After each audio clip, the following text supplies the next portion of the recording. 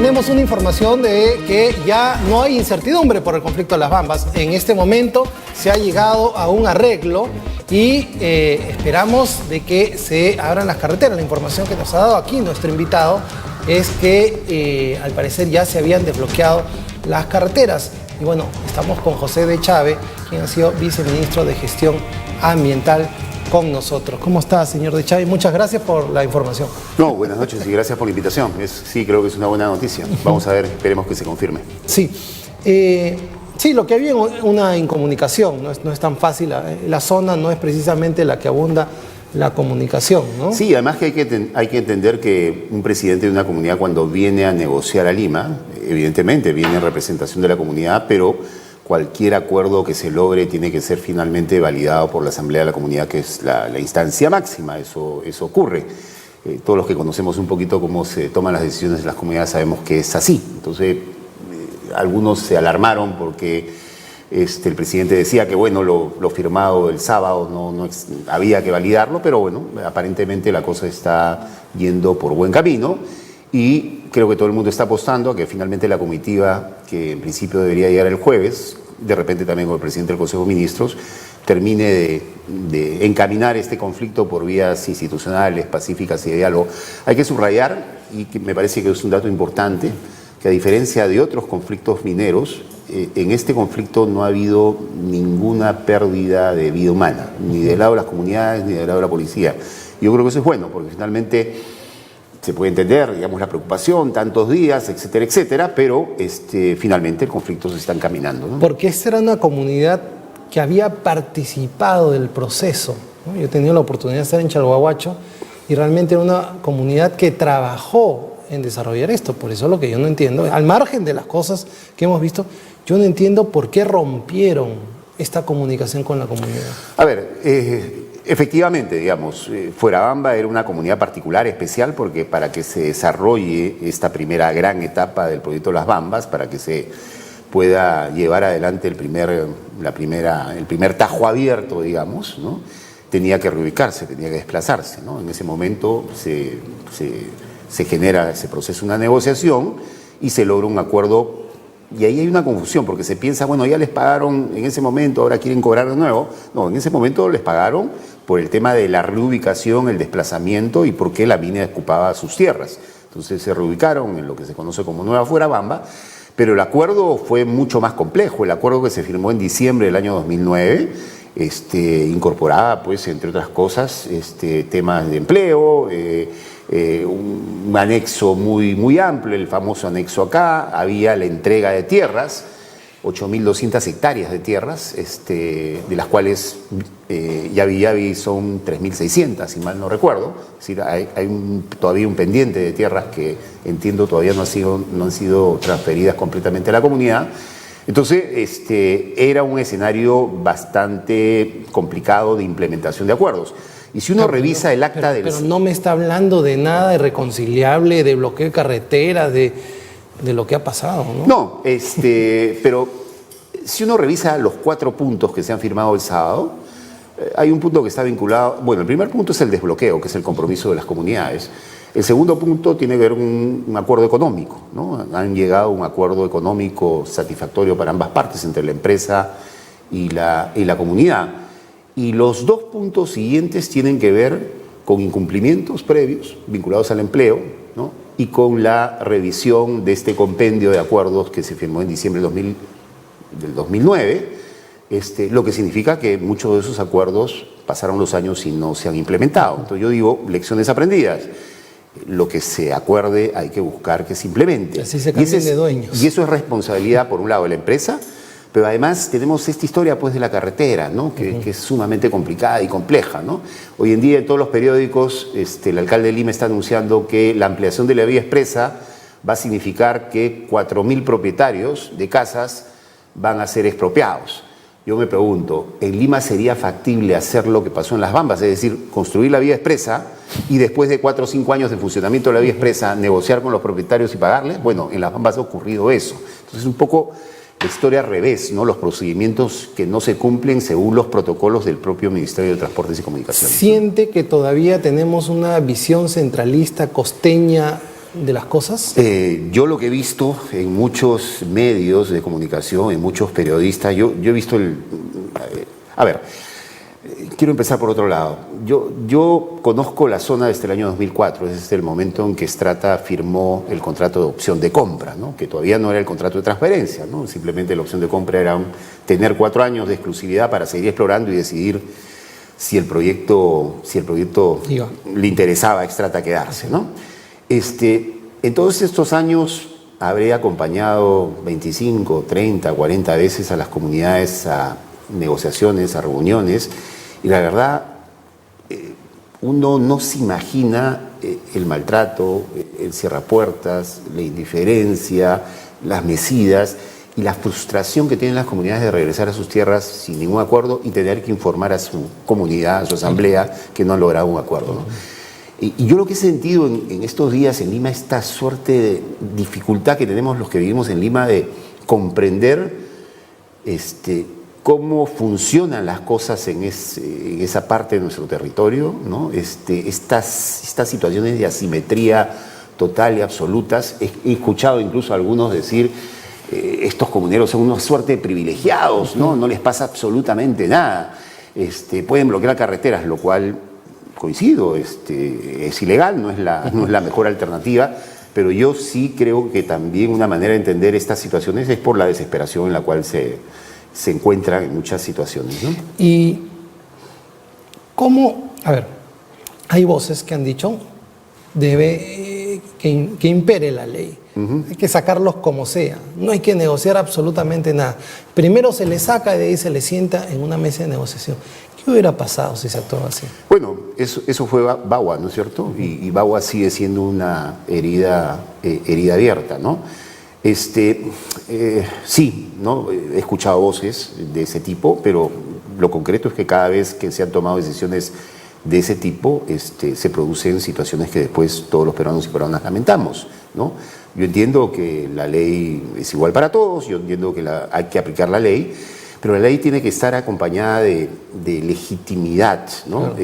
Y además esas poblaciones están incluidas dentro de todo el Estado. No, sin duda, ¿no? Y además, yo creo que esas poblaciones ven al Estado como un actor externo, no como un Estado garante de derechos, ¿no?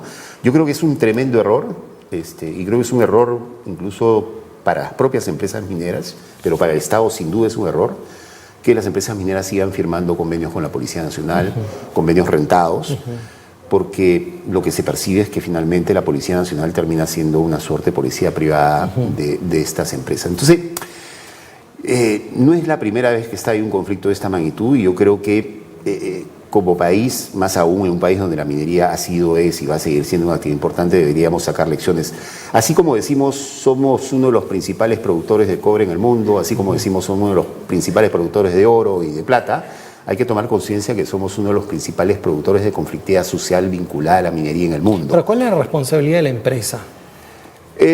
Ha estado un poquito al costadito, dejó que el gobierno solucione. Yo diría la primera lección, porque además este conflicto tiene otra particularidad, que no es un conflicto de resistencia y de rechazo a la minería, no es Tía María, no es Tambo Grande, no es el Cerro Quilis, no es Conga, es un típico conflicto de convivencia. Uno lo escucha al presidente Fuerabamba el sábado y decía, no estamos contra la minería, no estamos contra este proyecto minero ni contra los otros proyectos mineros que van a venir a Purímac.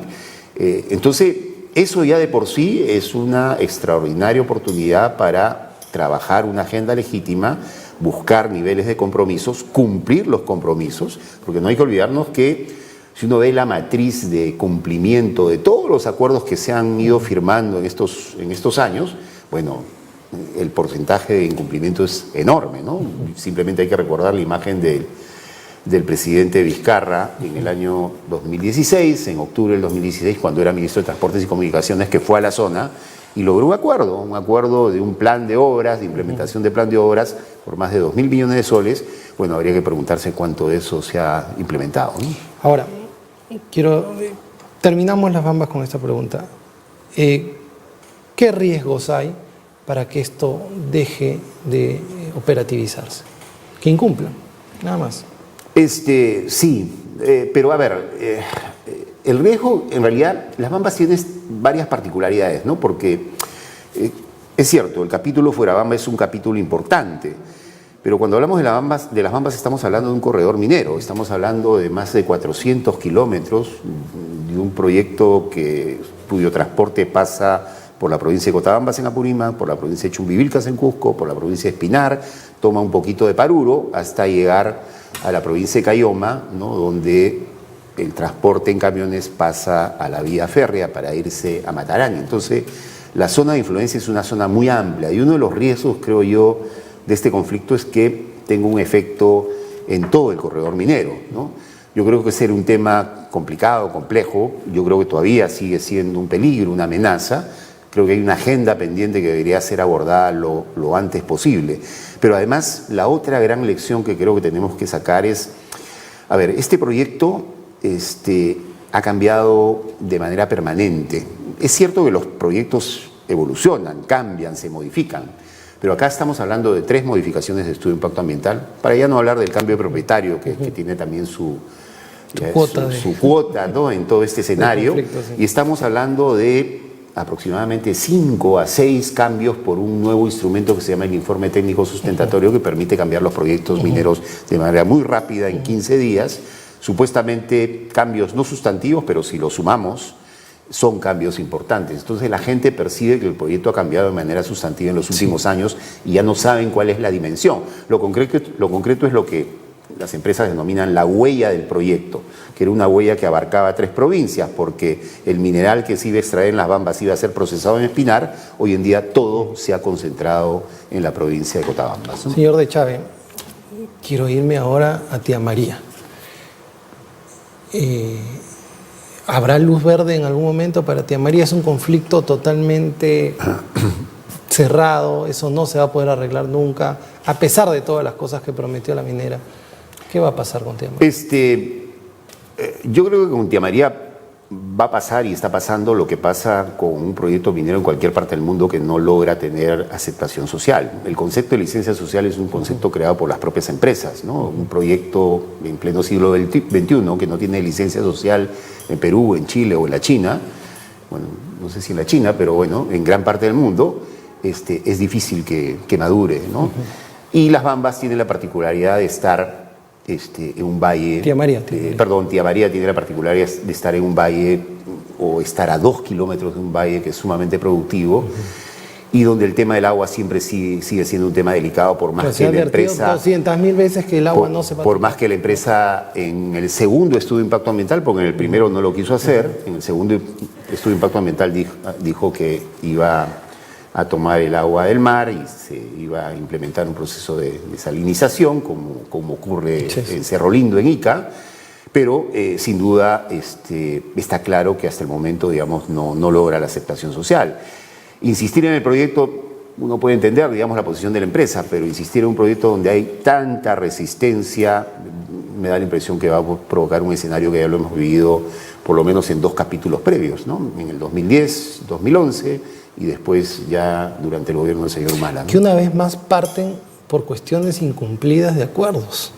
O sea, realmente es que había una participación de la comunidad y llegan a acuerdos y después dicen, ya no, pues ya me aburrieron, ya me siento extorsionado, ya me siento mal, ya no quiero hablar con estos señores, se sienten empoderados y como usted dice, ¿no? Ya pues, que entre el Estado a, si quieren ese punto de PBI, que me arreglen las cosas. Sí, sin duda, ¿no? Y nuevamente, yo creo que por eso señalaba en el caso de las Bambas que estamos hablando de un conflicto de convivencia, coexistencia, y en el caso de Tía María estamos hablando de un conflicto de rechazo, ¿no? De resistencia a que la minería entre a esa zona, porque además la gente sabe, la geología manda, que si uno ve la provincia de Islay, uno ve las concesiones mineras, no solamente de Sauder, sino un conjunto de concesiones mineras. ¿Pero qué falla? Porque la empresa pues se equivoca.